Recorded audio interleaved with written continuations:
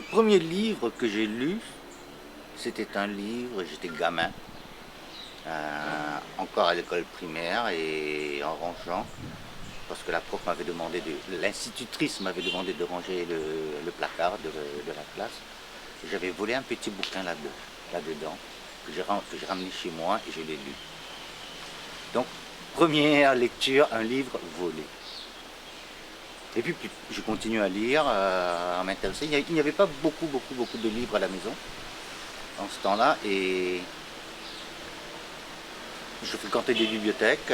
Bon, j'ai lu les classiques, Enid Blyton et compagnie, etc. Mais le premier auteur qui m'a véritablement marqué, c'était un peu Victor Hugo, beaucoup Baudelaire, beaucoup Apollinaire et surtout Keats, aussi Keats, que j'ai trouvé brillant dans sa façon, il y a une luminosité dans son écriture, dans ses mots, quelque part. Comment est-ce qu'il fait entrer la lumière à travers ses mots dans des petits détails. Et moi, ça m'a fasciné. Et puis j'ai continué à lire, je sais pas, je lisais jusqu'à pas d'heure, je me faisais engueuler par mes parents, je lisais avec une torche sous la couverture comme ça pour pas qu'on me voie. Et puis j'ai lu Tagore, j'ai lu Dostoïevski, j'ai lu les auteurs mauriciens que je connaissais, dont les livres étaient disponibles, parce qu'à l'époque il n'y avait pas beaucoup de livres mauriciens qui étaient disponibles à Maurice. Et notamment pour... Tiens, je vais vous raconter une anecdote tout à l'heure. J'ai découvert l'existence de Édouard Monique comme poète dans une librairie de Curepipe où j'allais traînasser pendant la récréation du midi. Il y avait en vitrine l'anthologie de poésie de Pierre Segers. Et je voulais cette anthologie, je la voulais. Alors j'ai arrêté de m'acheter des rôtiers, des dalles pourries à midi. J'ai ramassé mon argent petit à petit et j'ai acheté ce bouquin. Et c'est comme ça que j'ai découvert l'écriture d'Édouard Monique. Parce qu'il y avait des extraits d'Édouard Monique dans l'anthologie de Pierre Segers. Anecdote, une fois, à l'époque j'habitais à Belle-Rose, qui n'est pas très loin d'ici. Un matin, il me fallait aller acheter du sucre parce qu'il n'y en avait plus à la maison. Et là où il y a une grande boutique de moto maintenant, auparavant c'était c'était une boutique de quartier, une vraie boutique mauricienne. Et j'ai demandé un demi-kilo de sucre. Le mec qui travaillait là-bas a arraché une feuille, comme ça, il a fait un cornet et il a mis le sucre là-dedans. Et moi, en revenant, je regardais ça. C'était une page de la revue Essor, qui servait d'emballage de sucre. Les gens n'avaient pas, beaucoup de gens n'ont pas connaissance de la valeur de ce type de revue aujourd'hui, que personne ne retrouve, qui n'existe qu'aux archives. Donc voilà, qu'est-ce qui m'a marqué? Apollinaire m'a beaucoup marqué. Mais aussi j'ai essayé de m'intégrer un peu dans la mouvance littéraire mauricienne, de suivre un peu le parcours de ceux qui étaient avant moi. Et j'ai trouvé qu'il y avait de très belles écritures. Et ce que moi je voulais avant tout ce que je cherchais, c'était écrire aussi bien que possible, autant bien que possible, et écrire comme eux, à la limite. Voilà.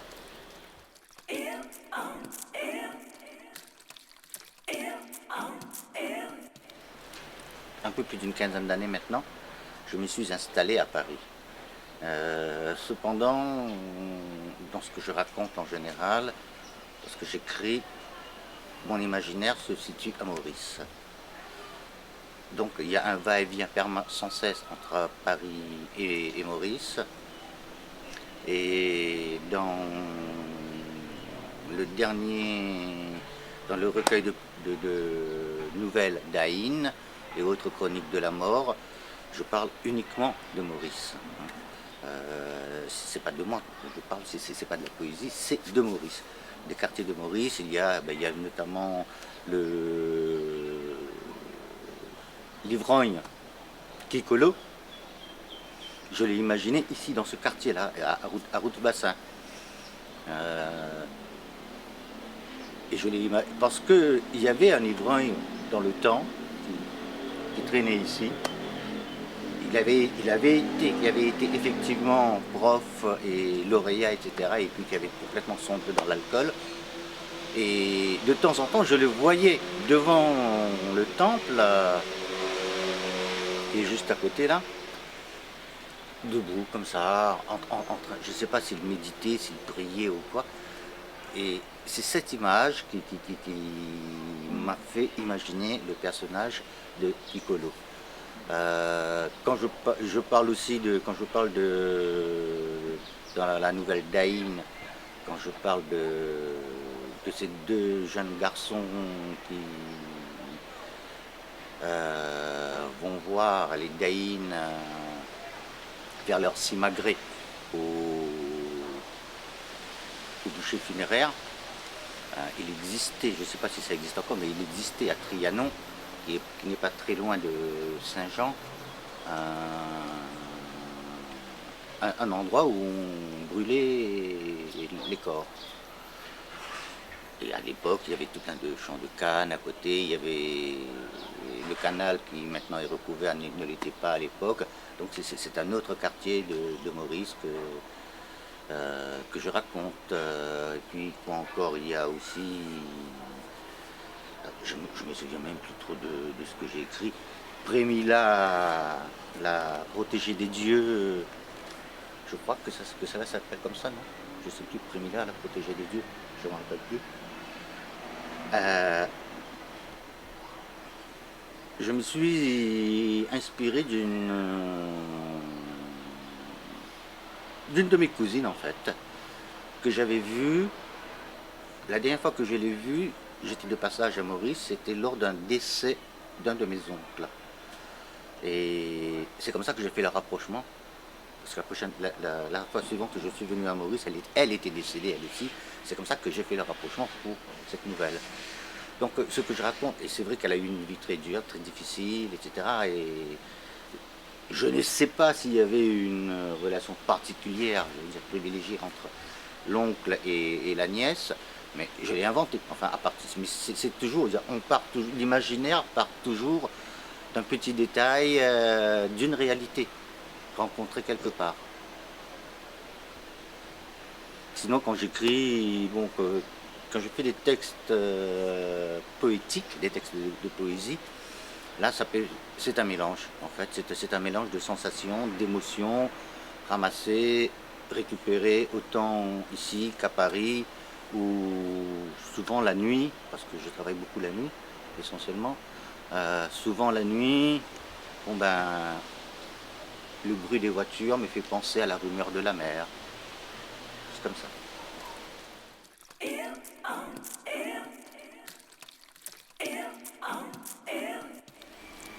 Parfois, ma mère s'étonne que j'ai autant de souvenirs.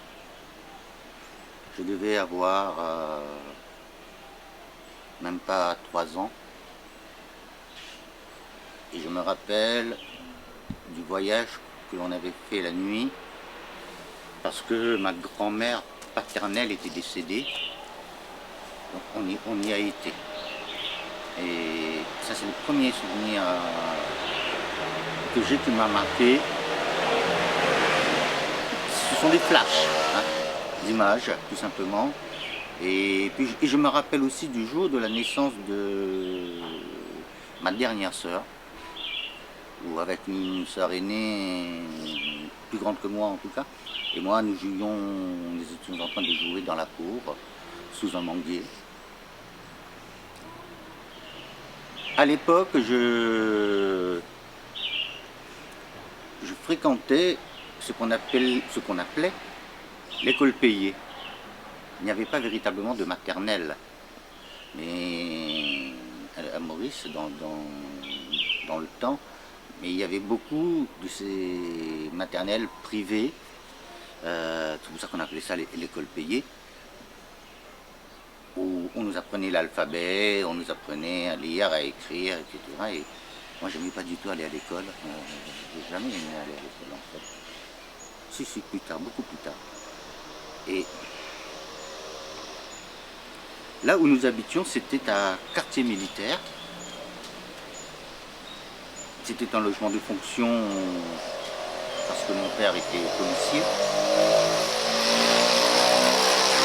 La maison se situait juste dans un tournant. Et comme l'école payée était juste en face, moi, pour bien signifier que je ne voulais pas aller à l'école, je traversais la rue. À moitié de la rue, je m'asseyais par terre et je gueulais comme un putois. Je ne voulais pas aller à l'école. Finalement, on me tirait par les oreilles, on m'y emmenait. Mais ça, c'est un souvenir très fort que j'ai. Aussi, sinon, des souvenirs de mon enfance.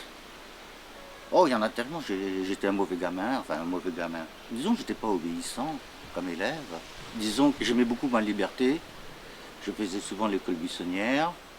J'allais traîner, à Pierre-Pipe, au trou au cerf. J'allais beaucoup au cinéma, en séance de matinée. Je partais 5 minutes avant la séance, je quittais la place où je partais. Et j'allais au cinéma parce que le cinéma m'intéressait beaucoup à l'époque.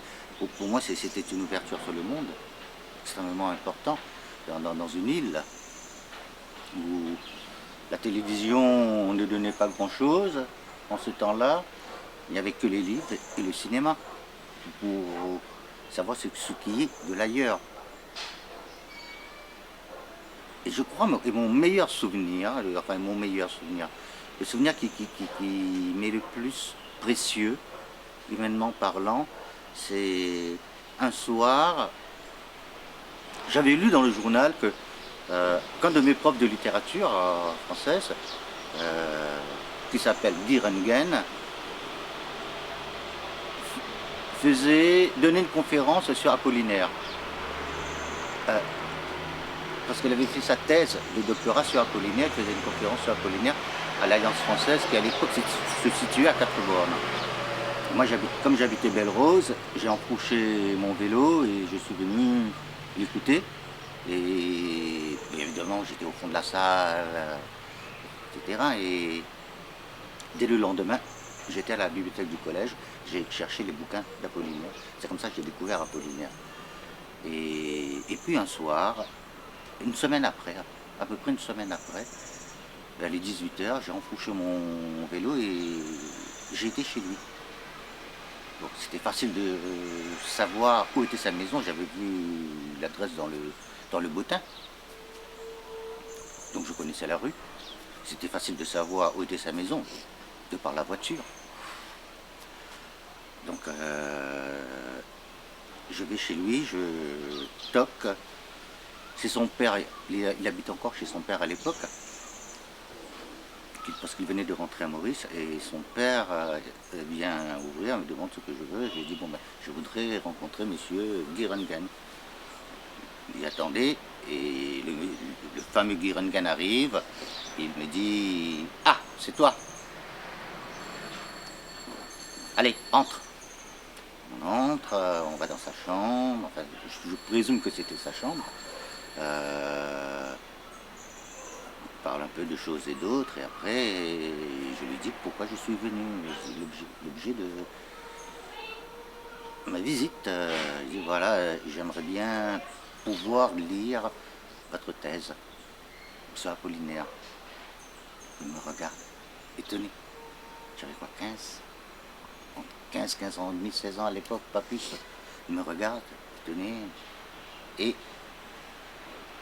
vous ne devinerez jamais la réponse.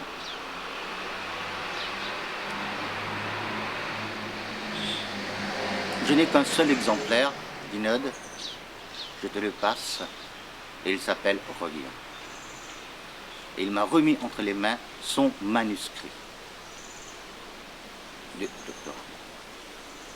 Bien évidemment, je l'ai lu, relu, relu. J'ai quasiment pas compris grand-chose à l'époque, ce qui est normal. Mais c'est l'acte de conscience qui pour moi est le plus important. Et là, j'ai vraiment apprécié ce geste qu'il a fait. Bien évidemment, je lui ai rendu son manuscrit après l'avoir lu 5 ou 6 fois. Et bien évidemment, je me souviens plus de grand chose de ce que j'ai lu. Et souvent, quand je viens à Maurice, je vais régulièrement lui rendre une visite. Il est retraité maintenant, mais je vais toujours lui rendre une visite parce que pour moi, c'est quelque chose. Il est quelqu'un qui a compté dans mon parcours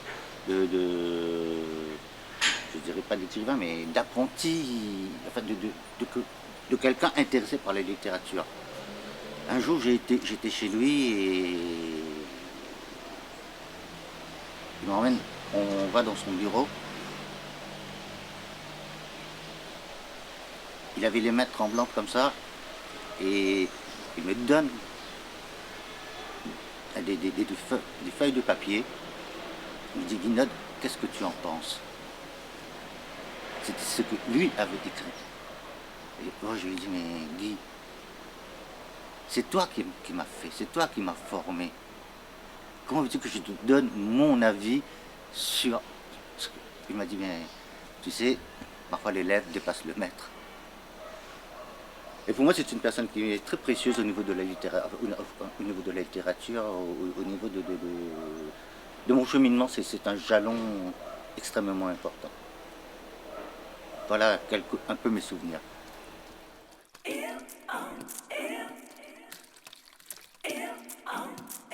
Ces derniers temps, je n'ai pas, depuis Daïn, je n'ai pas publié d'œuvres à mon nom, mais j'ai collaboré à beaucoup de, enfin, il y a eu beaucoup de parutions dans des œuvres collectives, des magazines, des revues, etc., etc. Et en fait,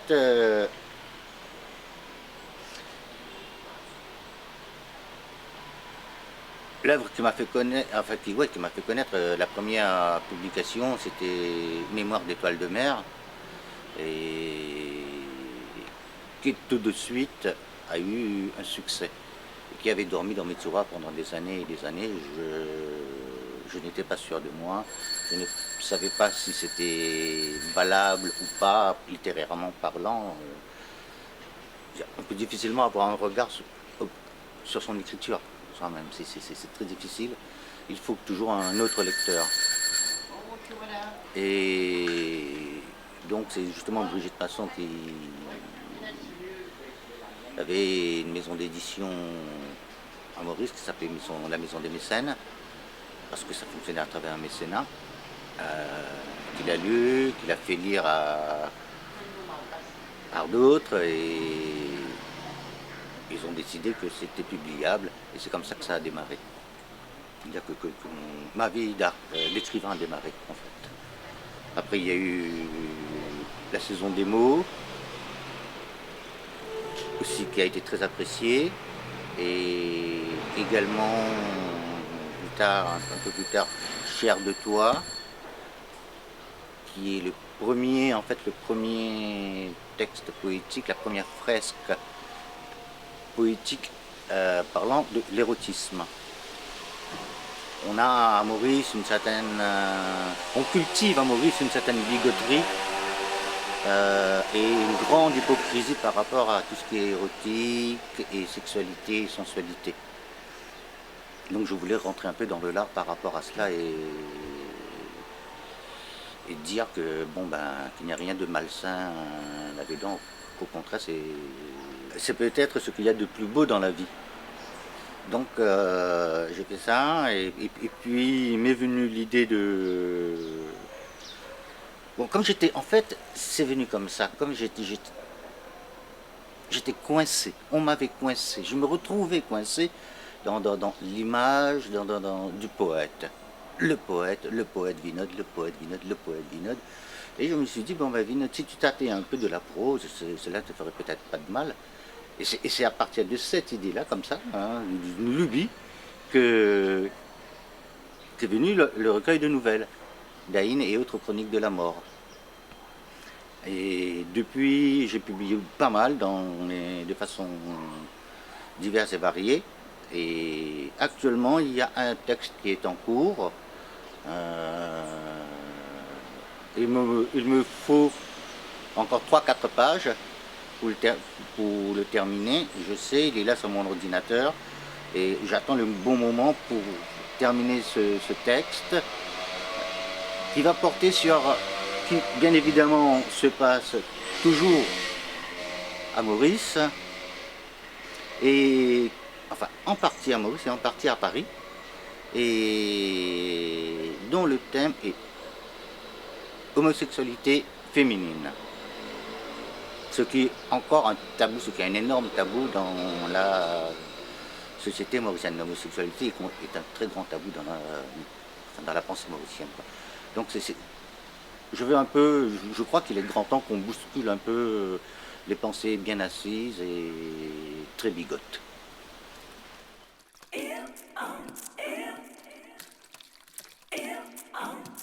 L'insularité, c'est les deux, c'est à la fois fermeture et ouverture. Hein. Quand on est face à la mer, on est dos à l'océan. Et quand on est face à la terre, derrière, il n'y a que de l'eau. Et la terre est si petite ici. Moi, souvent, quand je parle de Maurice, je parle de cailloux sur mer. C'est ce que c'est, hein, cette petite île. Et l'insularité m'a marqué, m'a énormément marqué, et parce que, je sais pas, dans Mémoire d'étoiles de mer, je parle beaucoup, ben justement, le titre dit tout, hein, c'est que la mer, et toute la richesse, et en même temps le jeu du flux et du reflux. Le jeu du flux et du reflux, c'est aussi le flux et le reflux de la pensée. On est enfermé dans une pensée, on est enfermé dans une île, on est enfermé dans un système de pensée, on est enfermé dans un mode de pensée, dans une culture qui n'est pas, qu'on ne peut pas remettre en question, etc. Et, chose que moi je refuse. Je crois en la liberté de penser, je crois en l'être humain, je crois que nous avons le droit d'être libres. Et comment dire ça, dans une île, tu prends une plante, je sais pas, un palmier, n'importe quoi, tu le mets dans un pot, tu l'empotes. La plante ne grandira jamais au-delà d'une certaine limite. Tu prends la même plante, tu la dépotes, et tu la mets en terre, et la plante grandit naturellement, normalement. Pour moi, l'île Maurice, c'est ce pot, quelque part. Ouverture, oui, parce qu'on peut rêver de l'ailleurs. Comme il n'y a pas d'autres possibilités, il n'y a que ça qui reste pour les rêveurs, bien évidemment, pas pour les hommes d'affaires. Hein. Qu'est-ce qu'il y a de l'autre côté de l'horizon? Qu'est-ce qu'il y a de l'autre côté de l'océan? Et là, l'imaginaire s'en va. Et l'imaginaire s'épanouit, l'imaginaire s'agrandit. Quand on est en France, on dit, bon, ben, je vais partir en week-end. On peut prendre le train et aller, je sais pas moi, à l'ouest, en Bretagne, à Lorient, à Caen, ou à Nice, ou à Bordeaux. Ici, je vais aller en week-end, je vais où? Je suis obligé de prendre l'avion pour aller soit à Rodrigue, soit à La Réunion. Ce n'est plus un week-end, du coup. Tu vois? Donc, l'insularité est quand même aussi, moi, j'ai remarqué, notre identité. Il y a une identité insulaire, en tout cas au niveau de la littérature mauricienne, il y a une identité insulaire. Et heureusement, parce que sinon, moi je ne vois pas l'intérêt d'écrire comme un Bonnefoy ou un Giono ou n'importe qui d'autre. C'est notre identité, et notre identité littéraire, notre identité culturelle est en train de se faire actuellement, et c'est grâce aux artistes qu'elle se fait. Ce ne sont pas les politiques qui créent cette identité insulaire, enfin notre identité, qui n'est pas qu'insulaire mais qui est aussi mauricienne. Hein. Notre histoire étant trop jeune pour que l'identité soit déjà assise, je crois que cela dépend essentiellement des artistes qui sont en train de la faire à travers l'insularité. Donc c'est une question, je dirais, à la fois piège et en tout cas qui prête à l'ambiguïté, et dans la mesure où, bon ben, je sais pas, moi, je pense à Thomas Hardy, je pense à plein d'autres écrivains qui sont, enfin, qui ont porté leur région à travers leur écriture et de façon magnifique.